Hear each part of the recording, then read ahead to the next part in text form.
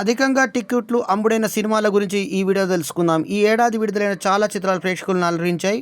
కల్కి 2898 ఏడి, తర్వాత పుష్ప 2, దేవరా, భూల్ భులయ్యా 3 వంటి చిత్రాలు బాక్సాఫీస్ వద్ద భారీ వసూలను రాబట్టాయి.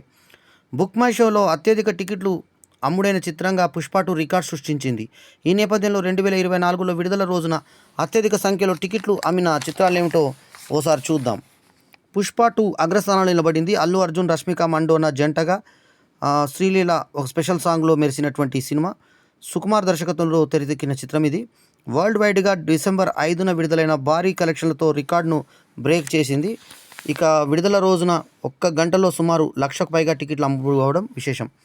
ఇక కల్కి 2898 3D సినిమా. ప్రభాస్ నటించిన చిత్రం జూన్ 27న విడుదలైంది. తొలి రోజు గంటకు 96,000కు పైగా టికెట్లు సేల్ అయ్యాయి.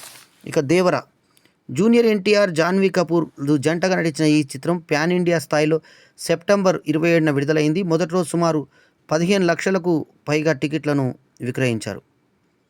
తర్వాత ఆగస్టు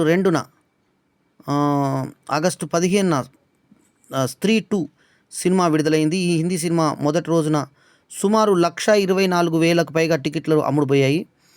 ఇక భూల్ భులయ్యా 3 ఈ హిందీ చిత్రం నవంబర్ 1న విడుదలైంది.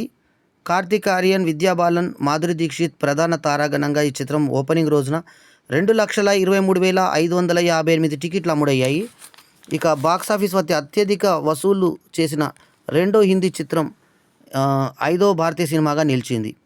అమరన్, శివకార్తికేయన్, సాయి పల్లవి జంటగా నటించే చిత్రం అక్టోబర్ 31న విడుదలైంది. చిత్రం విడుదల రోజున తొలి 4 గంటల్లో 1,36,890 టికెట్లు విక్రయించారు. అట్లాగే ఫైటర్ సినిమా. హృతిక్ రోషన్, దీపికా పడుకునే జంటగా నటించిన చిత్రం హిందీ చిత్రం జనవరి 25న విడుదలైంది. తొలి రోజు 2,79,000 టికెట్లు విక్రయించారు. హనుమాన్, తేజ సజ్జా, అమృత అయ్యర్ జంటగా ప్రశాంత్ వర్మ దర్శకత్వంలో తెరకెక్కింది. జనవరి 12న విడుదల కాగా తొలి రోజున 3,36,000 టికెట్లు అమ్ముడయ్యాయి. అట్లాగే ది గోట్ అనే సినిమా. విజయ్ నటించిన ఈ సినిమా సెప్టెంబర్ 5న విడుదలైంది. తొలి రోజు ఒక్క తమిళనాడులోనే 6 లక్షల పైగా టికెట్లు విక్రయించారు.